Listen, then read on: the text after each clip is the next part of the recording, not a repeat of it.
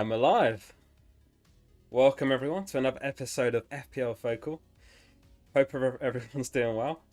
I realised after I'd gone live that the countdown wasn't working. So, yet again, we've had another technical issue. Thought we'd make it through this one without, but there we go. So, how's everyone doing? Matthew, how we doing, mate? Jake, Kitty, Dylan, hope you're all well. Matt says 300 subs today. Yeah, what are we on now? We're at 297 subs. Maybe today's the day. Hit the big 300. That'll be a good little milestone. Hopefully one of many milestones. How are we doing, Jake? Good day, Matt. Jake's planning to wildcard for Gameweek 25 to 29 for both Ings and Kane. And it's taken all day. Nice, so you're going to load up on Ings for the double Gameweek 25. Kane's got an outstanding double Gameweek 26 potentially. But as you say, Jake, we don't know the fixtures yet. They're not been released. So just quickly, this is how I finished on Game Week 24. So it was 80 points, which was actually a red arrow, disappointingly. Pretty respectable score, but when I look back on the Game Week, a lot of frustration. Stones missed a game, Diaz missed a game, Mendy didn't play, me missed a game, Gundogan missed a game, Antonio missed the game. I got Soufal off my bench for 6 points. So, yeah, in the end, it was 80 points. And obviously, DCL missed both games of his injury. So, I'll take 80, considering the horror show. I must have had about 7 missed games in total. But, yeah, fairly happy with that. How did everyone get on in Game Week 24? Green arrows? I saw some ridiculous scores on the FPL Focal Discord. Quite a lot of you hit 100 plus, which I came nowhere near to. So yeah, this is how I'm currently lining up for Game Week 25, double Game Week 25. I've started Forster. It's a bit hopeful, to be honest, but I thought, McCarthy's been bang out of form. Southampton have just looked poor, so maybe Forster gets a shot. This season, Forster's played 4 games for Southampton, and in all 4 he's kept clean sheets. So perhaps Forster stands a chance of making it in for the double game week. So I've chucked him in there. Mendy should be fine as well. Tuchel actually came out and said that Mendy is still first choice, and it was just a one-off game for Kepa. I think he was trying to build up his confidence, so that's why Kepa ended up playing the one game. But yeah, he said next game Mendy's back in goal. So if Forster doesn't play, then fine, I've got Mendy to come in anyway. Armbands on Bamford. I think it's a pretty obvious captaincy this week. There are some other options, which we'll get to later in this episode, but Bamford's definitely the most obvious pick, and I think he's going to be by far the most selected, highest effective ownership. I think we'll see an effective ownership of well over 100% for Bamford in Game Week 25.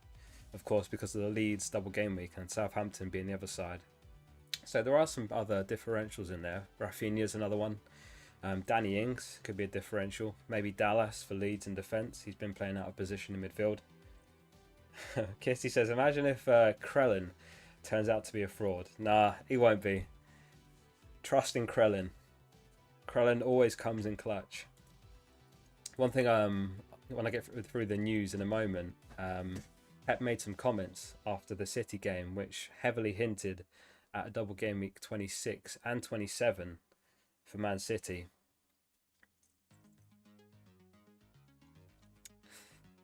$92 points, Green Arrow. 101 for Jake. 83 for Bilal. So everyone in chat beat me basically. Monkey Man 108. Where are you up to overall now, Monkey Man? We need to start tracking Monkey Man's game weeks because you're having an outrageous season. Well up there. 101 points for Jake as well. Broke into the top 100k. Very nice. Very respectable scores in the chat from Game Week 24. Hopefully 25 we'll see some... I look at my team and I'm very happy with my team, which is why at the moment I'm probably not going to wildcard. I'm actually going to hold the wildcard is my current thinking. Unless there's any upsets, injuries, late news, postponements. But right now my plan is actually to not wildcard at all in 26 and save it for later on in the season. So the first move I've made is I've sold Antonio, who was a disastrous transfer. I brought him in, he blanked, and then he got injured. So sorry, Antonio owners, I completely cursed him. So Bamford's coming for Antonio. DCL is going to be on my bench, and the other thing I'm thinking is I'll sell Sufal for Strike, if I've said that right. The Leeds defender, 3.9 milli costs. So that's what I'm thinking. Then I'll start him instead of Ben Mee, with Ben Mee first on bench, followed by DCL. And what that allows me to do is potentially sell Rashford for Grealish and Ben Mee for Trent for double Gameweek 26. So that's what my current thinking is, and then I would basically hold the wildcard for at some point later in the season and hopefully utilise it better. Because as I say, I look at my team and it's not really shouting out for a wildcard. You know, I can play a full 11 of double Gameweek players in 26, so I don't think it's needed. 408th in the world, Mikey man. Unbelievable. Mate, you could be going for first. Imagine that. We've got the future FPL 2021 champion in our midst. 99 points for emotion aside. Never had a triple digit game week. Oh, close. I mean, game week 26 is going to be the next best shot you've got to hit the triple digit mark. Anyway, let's get through some of the news. Starting with Man United. So Solskjaer says that Cavani and Van der Beek will definitely not be travelling to Turin to face Real Sociedad. So that game was played tonight, earlier this evening. Comfortable win for Man United in the end. But Cavani didn't travel, so he's got an injury, as does Van der Beek. So he's a doubt for the weekend, unfortunately. I know he was a pretty popular pick because of obviously United's two very decent fixtures before the double, West Brom and Newcastle. So we'll have to monitor that. On to Aston Villa.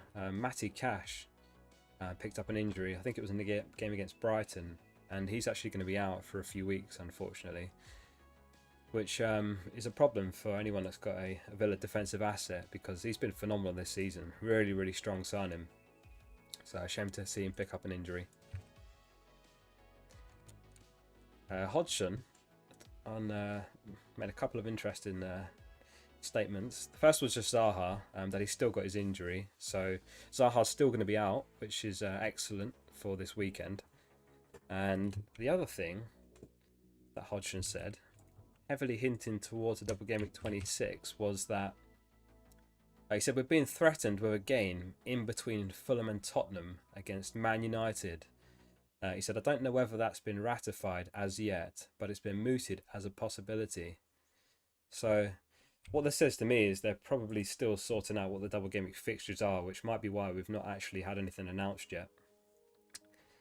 But it looks very likely that that's where we're headed.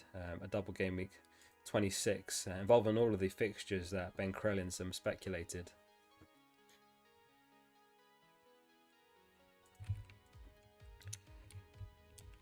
Frustration for Southampton. So Walker-Peters ruled out.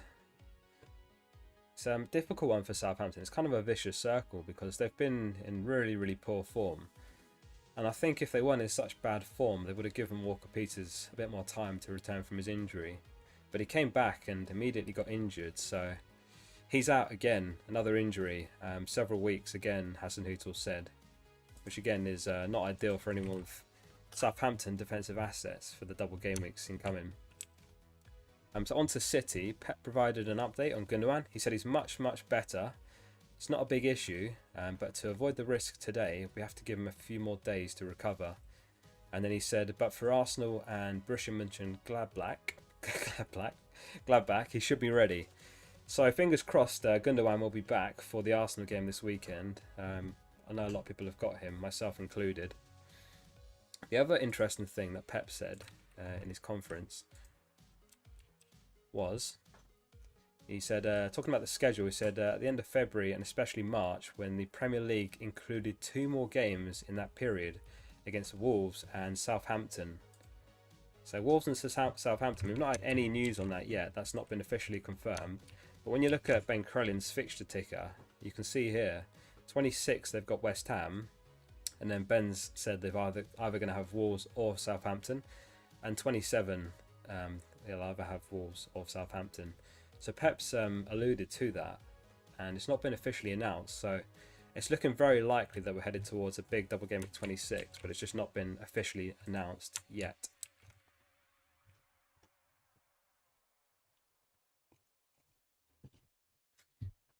Jake, I was always set on using the wildcard to bench boost, and I feel like I've put too much work into it now to back out. Yeah, that's sounds like gambler's fallacy right there. When yeah, I know what you mean. It's difficult to reverse out when you're so invested into what you've had planned, and it might still be the best move for you. You know, it's very team dependent. And if your team's set up for a bench boost, then I would just go for it. You know, in my case, I would love to bench boost, but I've got the likes of Forster and Mitchell who probably won't play. I might be tempted if they do end up playing this game week, but if not, then I probably won't. I'll probably save it for later in the season and use the bench boost directly off the back of my wildcard. A quick look at the scout selection for Game Week 24. So this was the scout selection for the Game Week 24. Can anyone guess how many points the scout did in Game Week 24?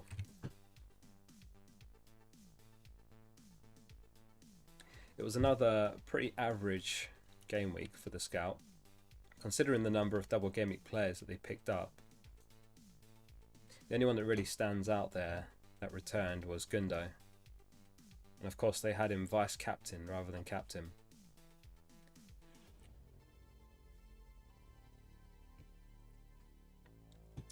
Rodrigo's another frustrating one from the double game week. Started against Fulham and came off early, and then he was on the bench for the Man City game.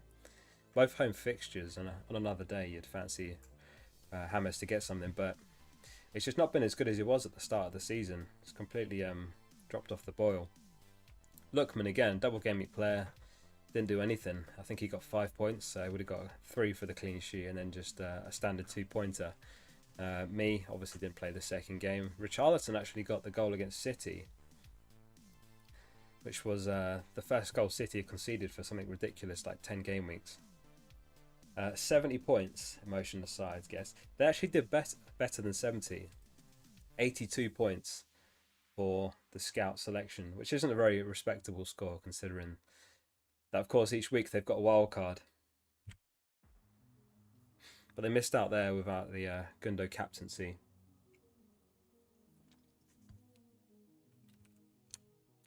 And a quick update on the Kings of the Game Week. So we're back to defenders again in the Kings of the Game Week. So it was Aina from Fulham joined the Kings of the Game Week in Game Week 24. There was a really long stretch of defenders up until Game Week 23 when Foden joined the Kings. But back to defenders again with Aina from Fulham with his 20-pointer.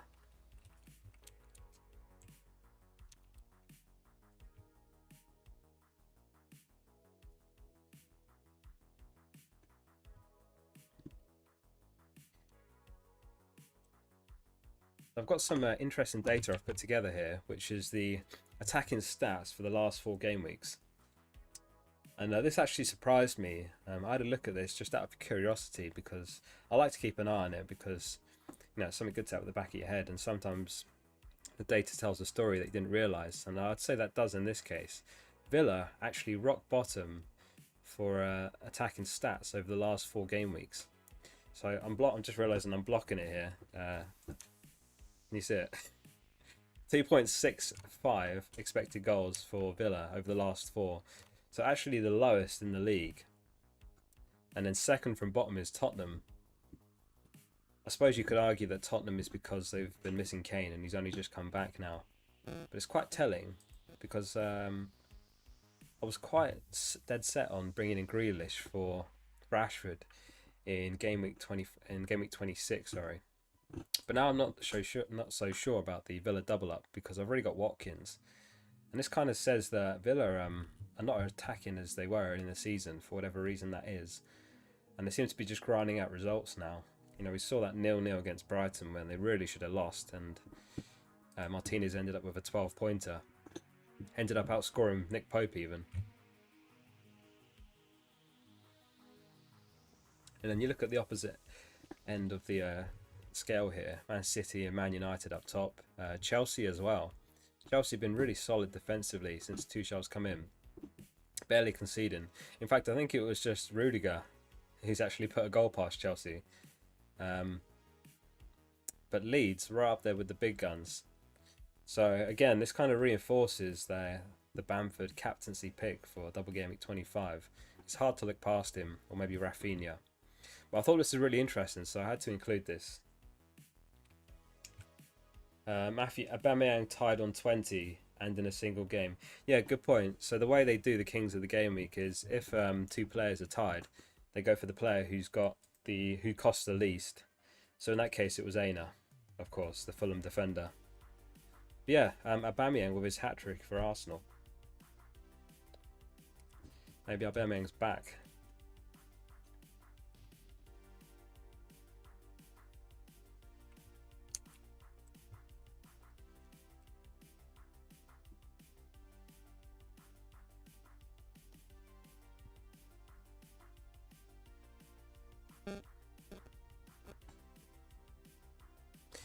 Alright, I've got some more attacking stats over the last 4 game weeks.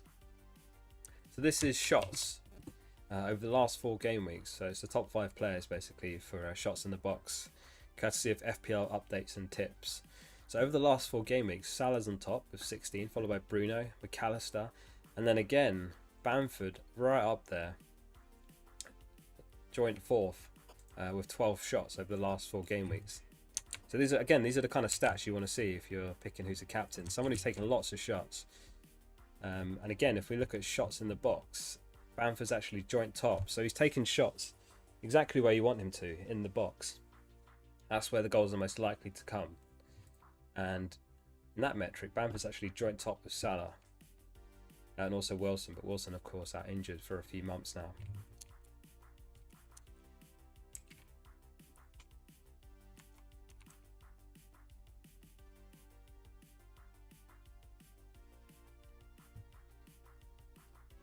Hendo, I've got 80, but it feels low for some reason.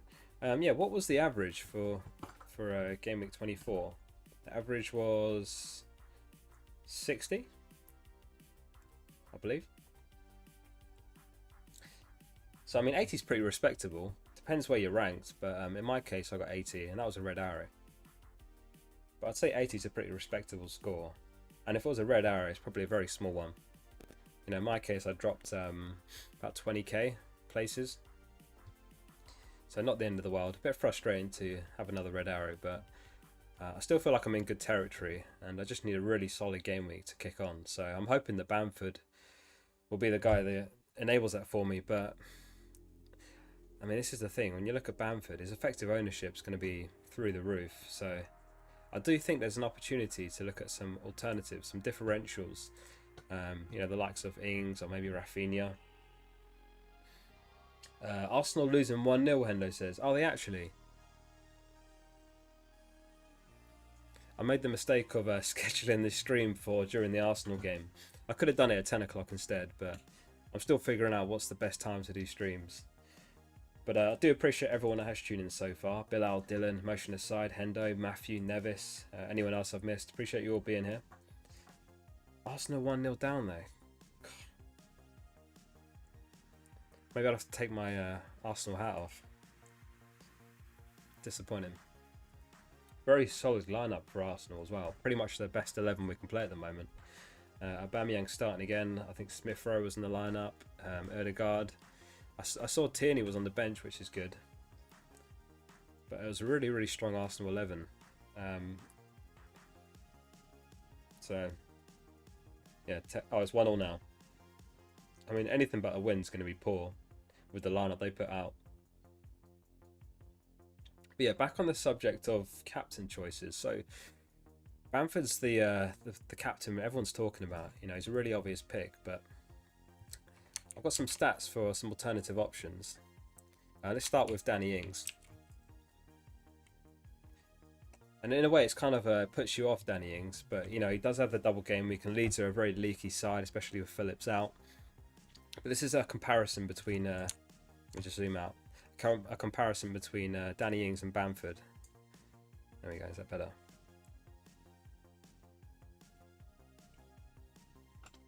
and this data is per 90 minutes. So to be honest, when you look at the data, Bamford beats things in almost every metric. Expected points, expected goals, big chances, shots in the box, shots on target, shots. So the data kind of suggests that Bamford is the obvious pick, and Ings is massive differential, I would say. Chelsea, I suppose you don't know what he's going to get out of that game, but you look at Bamford's fixtures as well. Wolves got a reputation for being a pretty defensive side usually, and Southampton, of course, when they play each other, Southampton desperate to turn it around, and you feel like it's only a matter of time. You look at Southampton historically, like the big loss to Leicester. I know it gets brought up a lot, but after that loss, they really turned the season around, and they were phenomenal after that. And Southampton are in a really poor patch of form again, and you do back Hasenhüttl to turn them around sooner than later.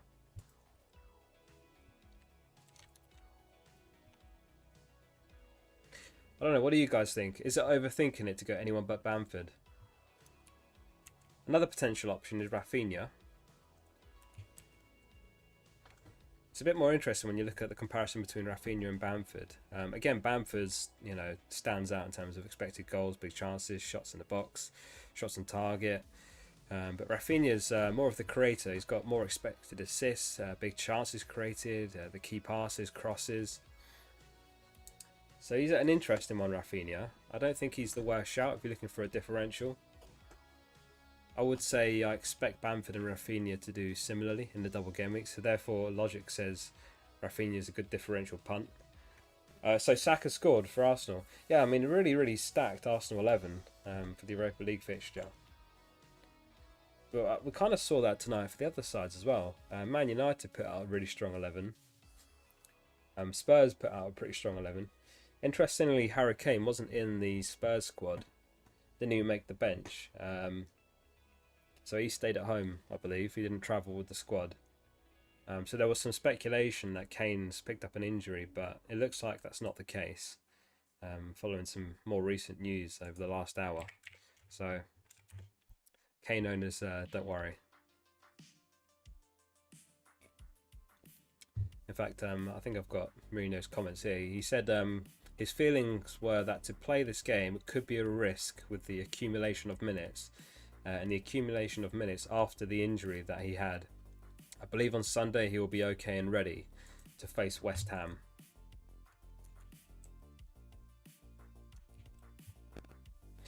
Finn, how we doing? Yeah, I'm well, mate. I'm pretty good. Looking forward to Gameweek 25, and hopefully sooner than later we'll get the double Gameweek fixtures. Frustrating not to have them yet. Ben Crellin was saying that we normally get them at 4 p.m. So early today at 4 p.m.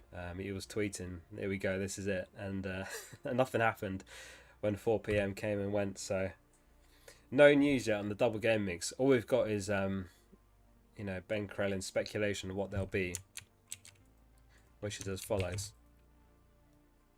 Obviously at the top of the show we're talking about the news of the week so far, and Pep heavily alluded to a double game week for City, so I would say we're almost certainly going to end up with a big double game week 26. All of the teams here in this dark brown colour, certainly, and I'd say also the teams in dark orange. The rest are just speculative. Ben was saying he'd be surprised if the blue fixtures happen, but there's a small chance. Certainly the Game Week 25s are almost certainly not going to happen, the blue ones. But Pep's comment were that there was a fixture for Southampton and Wolves moved into the coming weeks, and that's not been officially announced yet. So we're almost certainly going to have a double Game Week 26 for City against West Ham and Wolves, and also 27 against Man United and Southampton.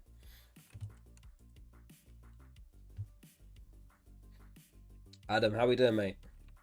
Better late than never. Glad you made it. Prem Tipstar came to the conclusion of Bamford being the best captain. Yeah, I mean, he's such an obvious pick, and I do think if you don't go for him, you're overthinking it. But there are some differentials in there. We looked at the comparison between Bamford and Ings and Raphinha, And I'd say Ings and Raphinha are definitely options as well. Differential options, albeit, but I think those are probably the two best alternatives if you are looking for an alternative captain. The frustrating thing about Bamford is that he's going to be so heavily captained, so if he does well, it's not actually going to affect your rank much. It's your other players in your team. So you have to look at the differentials in your team besides Bamford. So in my case, it's like Rashford, the double City defence, me if I keep him in my starting 11, probably Watkins. So yeah, it's a shame that Bamford's going to be so heavily captained, but he is the standout, I would say. Hussein says the double gaming fixtures are a trap. What makes you think they are? I mean, you might be right. Double game weeks have been pretty underwhelming as of late. You know, I look at my team alone, double game week 25. I had potentially 5 double game week players. And then what transpired was me missed a game, Diaz missed a game, Stones missed a game, Gundogan missed a game, DCL missed both games. So yeah, all that excitement and promise heading into the double game week 24, and yeah, it was a pretty disappointing outcome in the end. 80 points, not too bad, but it was a red arrow. And this, I saw some massive scores on the FPL Focal Discord. In fact, a lot of people in chat with 100 plus points. But that's the way it goes sometimes. You can only act on the information in front of you.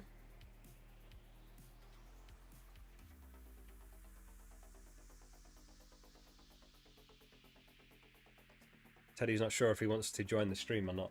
You coming up? No. Finn says, I'm thinking of taking a -8 to bring in more double game week players. Oh. Who are you thinking, Finn?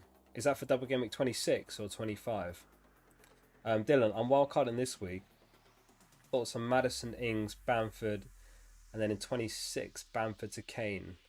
I'm not sure on the Maddison move. Maddison's obviously done pretty well, but his underlying stats haven't been that great. You know, I've said I prefer Barnes, and I'm actually not sure who's done better between the two, but Barnes has got the better underlying stats. So if I was going to pick a Leicester midfielder, it would be Barnes over Maddison. Ings and Bamford, yeah, love those picks. Obviously, both got the double game week in 25. Ings very likely to have a double game week 27, if Pep's comments are to be believed. Come on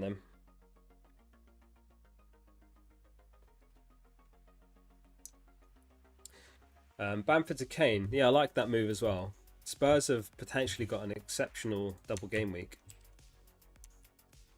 Probably the best of the bunch.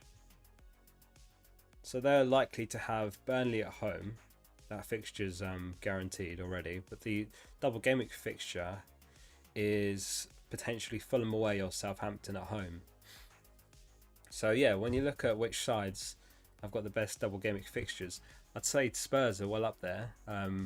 Aston Villa as well, with Leeds away, and then Everton at home or Sheffield away. They stand out to me as well. Liverpool stand out to me. Although they've got Chelsea at home, they've also got very strong fixtures that follow in double game week 27 and 28. Sorry, single game week 27 and 28. Fulham at home, Wolves away.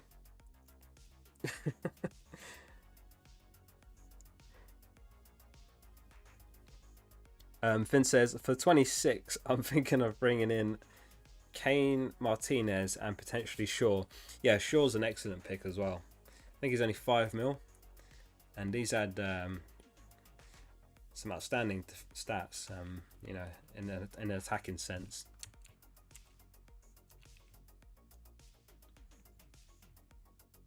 Who have you guys got the armband on for 25? Maybe we ought to have a look at the captain poll on the Discord. Let's see who you guys have picked so far. Don't forget to get your votes in. So this is an early look at the captain poll. I voted for Bamford, so I've gone A. So Bamford's on 55 votes as it stands. Raphinha's on 23. Danny Ings is on 8. And then Bruno with 2 votes. I love the Bruno pick. Whoever's gone for Bruno. It wouldn't surprise me at all if Bruno or another single gaming player ends up being the highest scorer. Maybe Bruno or Salah. Gundogan's got 1 vote. Interesting. And one person's voted other. If you are the one who voted other, let me know who you're voting for.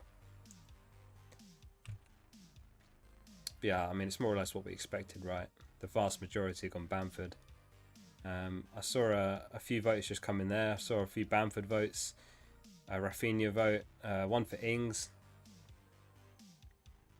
No votes for Salah, who's got the home fixture against Everton. I'm more than happy to hold Salah. I'll be honest with you. I think Salah's one of those players. You sell him at your own peril. Stuart, how we doing, mate? Stuart says Bamford probably. Captain Bamford for Finn. Sebastian, what website were you using to compare players? That was Fantasy Football Hub. In the members area. I forget what it costs now, but it's pretty worthwhile, the subscription. I mainly use it for the fixture ticker and the player comparison, but it's a good little tool, and they've got like a WhatsApp group chat for members.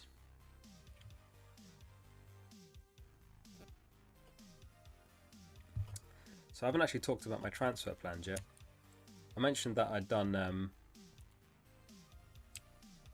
Antonio to Bamford, so I'm thinking to sell Sufal, as you saw there, for Stroik potentially.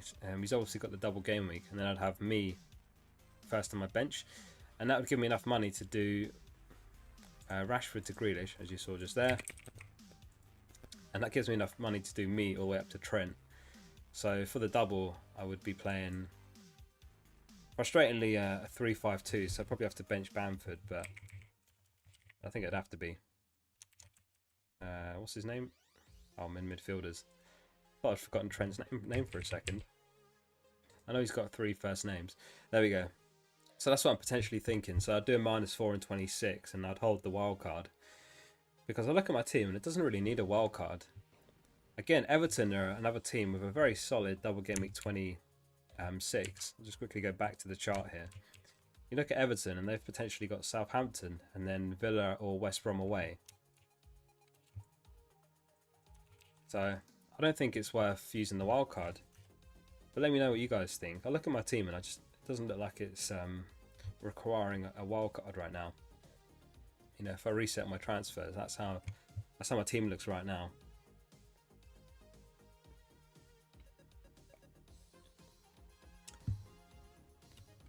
Kitty Al Mohammadi at 4.3 could be a good option. He'll probably replace Cash.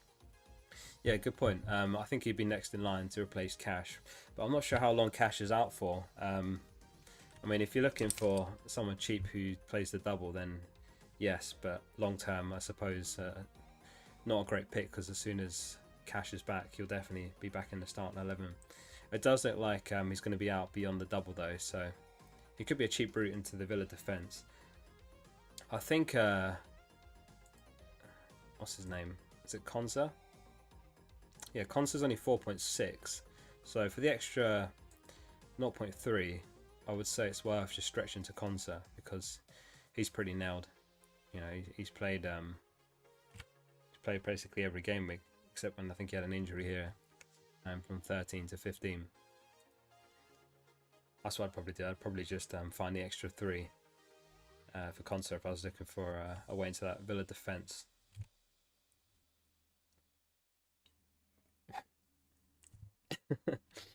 Adam asks, is Aguero a differential?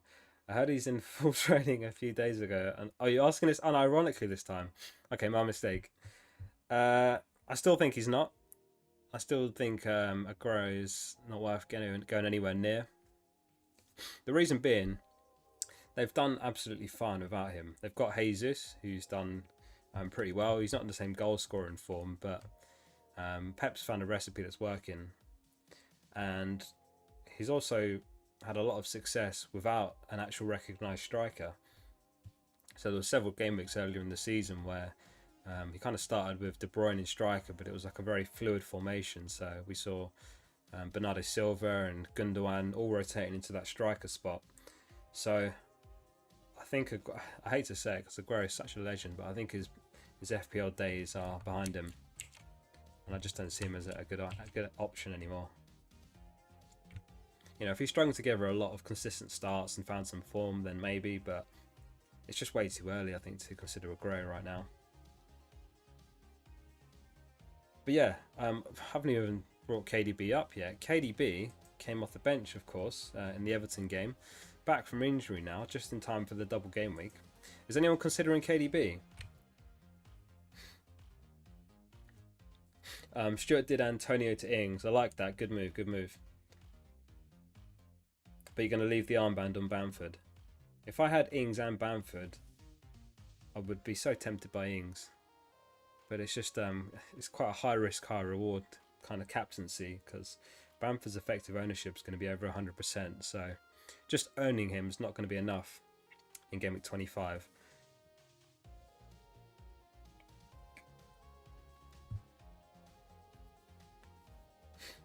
Dylan's got KDB in the wildcard.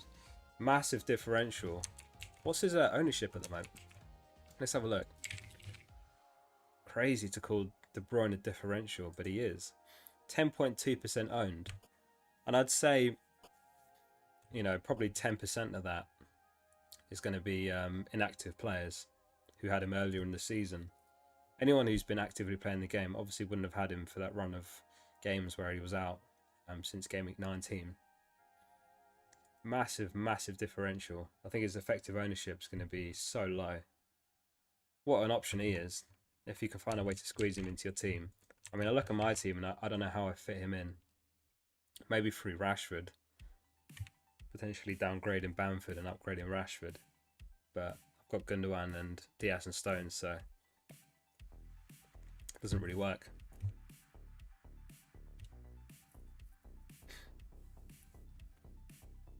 Yeah, go for it, Matt. Adam says, should I use my wildcard this week? Get set up for the next game weeks. I have a lot of deadwood that needs to go. What's your team ID, Adam? We'll take a look.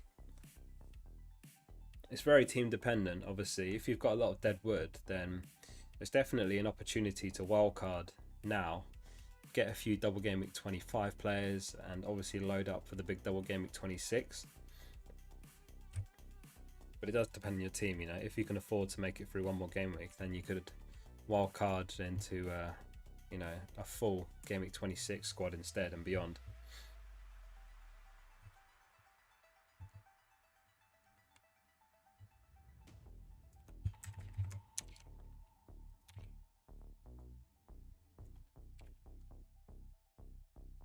Yeah, that worked, Matt.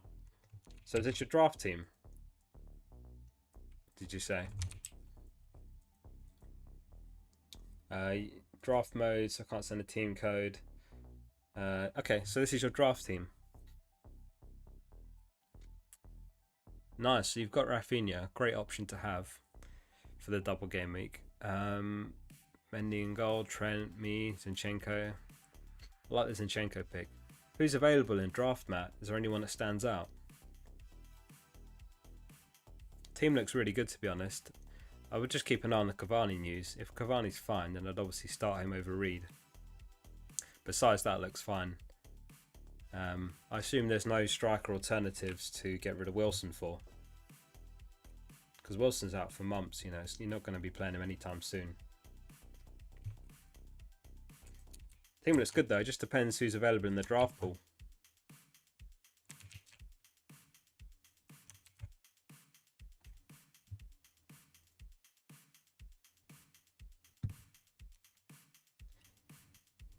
I think I've gone this long without asking. Don't forget to like the video while you're here. Appreciate everyone that has tuned in for this stream. We'll have a look at Adam's team. Adam, one of the OGs of the FPL Focal channel. So this is your team. Yeah, you're dead right. I do see a bit of dead wood here, respectfully. Peter's unfortunate that he missed the second game for Burnley, and Taylor obviously came back and started for Burnley. I mean, you've got Dallas, so that's fine. You start Diaz. Just thinking whether you can afford to ride it out for one more game week or not. I would probably be inclined to agree, because you've got Richarlison, Antonio, and Adams. I mean, you'd want to change all three of those on a wildcard, so I think wildcard is the play, Adam. I think it's got to be a wildcard. You get rid of Peters, you get rid of Soufal. Have you used your bench boost yet, Adam? If not, then obviously upgrade Forster. Martinez is fine to stay in goal. Maitland-Niles is an interesting one, obviously playing out of position for West Brom in midfield. He's played the full 90 in his 2 starts since joining West Brom on loan.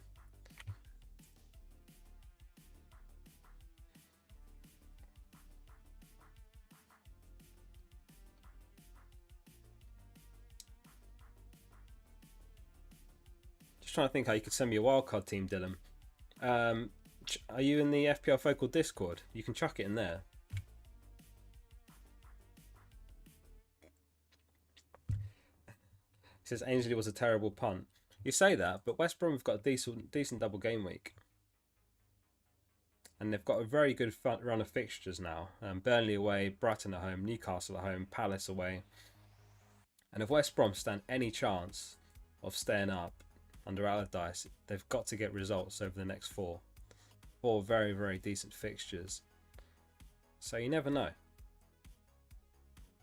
Yeah, I think a wild card's quite sensible with this team, and then you can capitalize on double game at 26 and 25.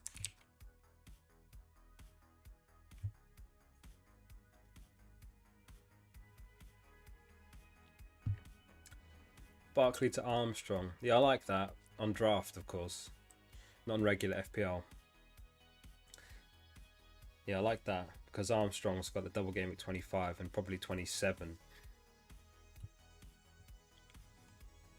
Let's have a look at the scout pick team for game week 24. Sorry, 25. Yeah, my game week's muddled up now. So they've gone for Pope, Dallas, Dunk, Shaw, Salah, Bruno, Son, Raphinha, Werner, interesting one, Danny Ings, and Captain Bamford.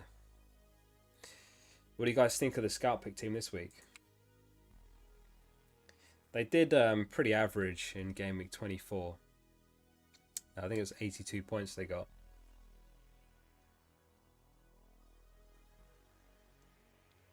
Obviously you have to triple up on Leeds for the double if you're picking the scout pick team, and Danny Ings makes a lot of sense. Werner's an interesting one. He's actually found a bit of form since Tuchel took over. I think he's had attacking returns in his last 3 actually.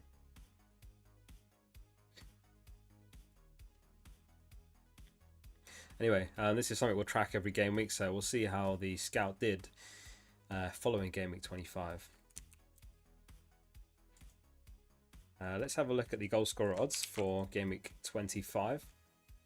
So Salah's actually top with a 54% chance, followed by Kane, Mane and Vardy, all on 45% chance. Ings is actually well up there with his second game, 44.5% chance. And then, of course, his other fixture against Chelsea, 35.5% chance. Bamford's here as well. He's got a 41.5% chance in the Southampton game. And the Wolves game, 36% chance. So again, Bamford's the most likely, according to the bookies, to get a goal in double game week 25.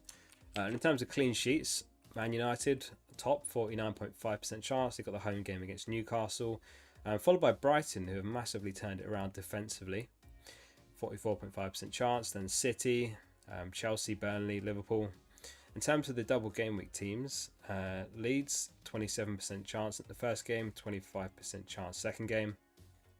Southampton, the bookies aren't favouring at all, 19% chance in both games of a clean sheet, which I say is about right. They've been pretty horrendous defensively as of late.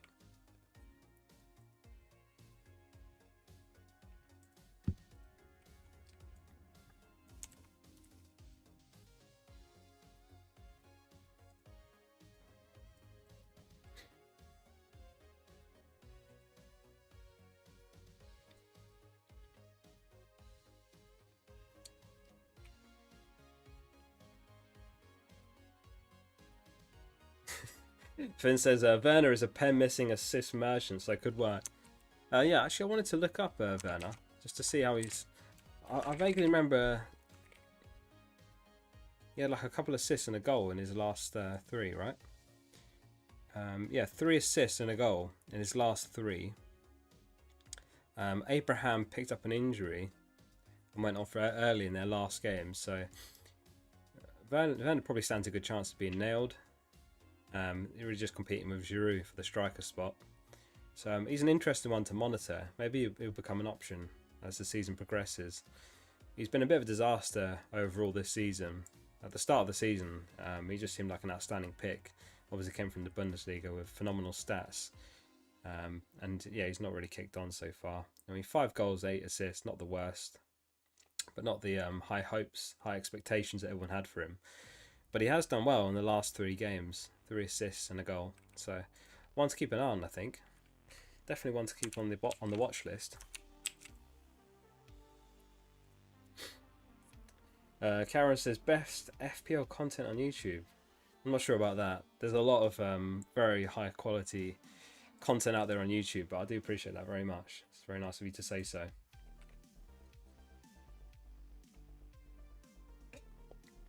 Stuart, any plans to use the bench boost in 26?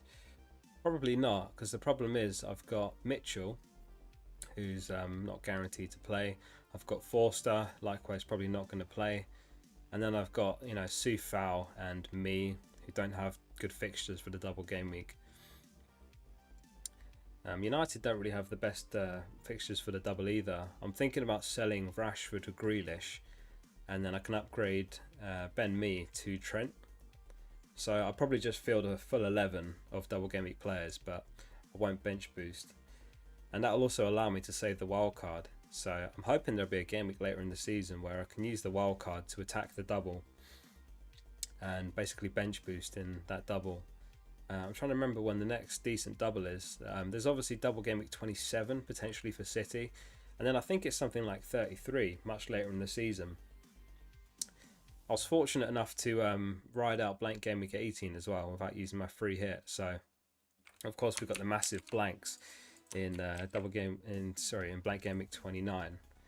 The only teams playing are going to be Fulham, Brighton, Newcastle, Arsenal and West Ham, and then we're just waiting for confirmation that Villa and Tottenham play each other in 29. If they do, then it's going to be a lot easier to navigate for those that have used their free hit already. But yeah, I do plan to probably use the free hit in 29 and wildcard later in the season, and likewise bench boost later in the season. Yeah, send it to me on Twitter, Dylan, definitely. I'll open Twitter now and keep an eye out for that. Thanks everyone that has tuned in so far. If anyone's not subbed to the channel, do subscribe while you're here. Denzel, Dylan, Finn, Matt, Karan, Matthew, Stuart, appreciate you all tuning in. Like the video while you're here as well. Denzel, any idea on which double game week you will play triple captain? Actually, don't remind me. Well, you have reminded me. I used my triple captain on Salah in double game week 19, which is an absolute disaster. I used it, yeah, here when he had the 2 home games against Man U and Burnley.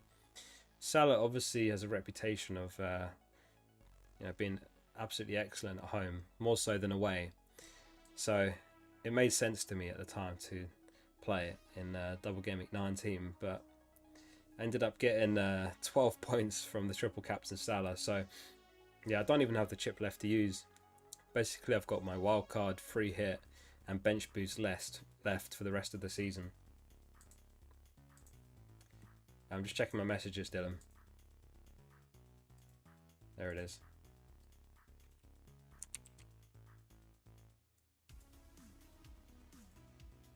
Sorry, bear with me while I get his team up. There we go. So this is Dylan's team. Did you say what moves you were thinking? So this is your wildcard's active. So this is your wildcard draft. What's the thinking what's the thinking with Fabry in goal? Have you used your bench boost already? Is he just like a cheap enabler in goal? Obviously, if you haven't used your bench boost, then it's best to have a playing backup keeper, because otherwise you're basically penciling in a guaranteed transfer that you're going to have to make. Or if you don't make that transfer, then you're basically missing a slot on your bench for whenever you use that bench boost. Soyuncu's an interesting pick. Haven't seen him in many teams. Target's a great pick. Dunk, likewise. Dallas, Diaz. You've got the triple Leeds for double Gameweek 25. Bruno, Son, Raphinha, Gundogan, De Bruyne. Love the De Bruyne pick as well. Bamford, Kane, Watkins. I like the front three as well. 0.5 in the bank. Yeah, it's a good draft. I'm not sure about Soyuncu. Maybe Shaw could be a good alternative option. And you could potentially start Shaw this game week as well. They play Newcastle at home. It's a good draft beyond that though. You've got the triple Villa, which is good. Villa are one of those teams with a couple of fixtures to be rearranged later in the season. In fact, that's something that we haven't actually looked at yet. In fact, I think this graphic's outdated, so I'm not even going to bother. I need to make an updated one. But it's basically a lot of postponed fixtures beyond the ones that we're expecting in 25 and 26. That needs to be rearranged as well. And Villa have got a lot of postponed fixtures. Likewise Spurs. The problem with Spurs is they've got the Europa League obligations, so their doubles may not come till much later in the season.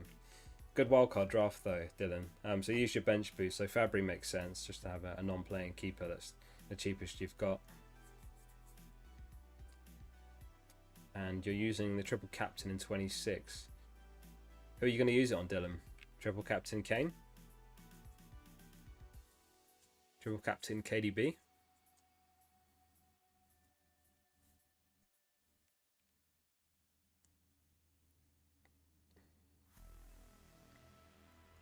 No, I think you got it right.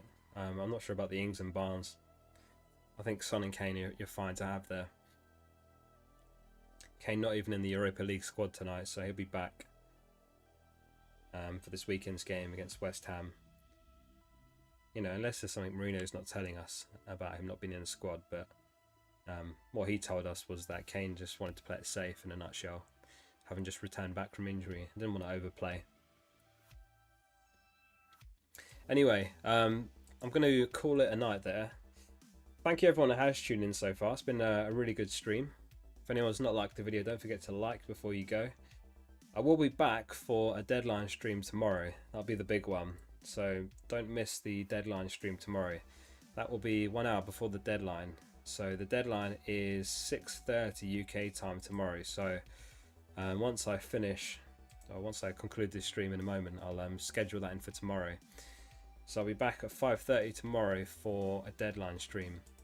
Thank you everyone again for tuning in, and I will see you on the next one.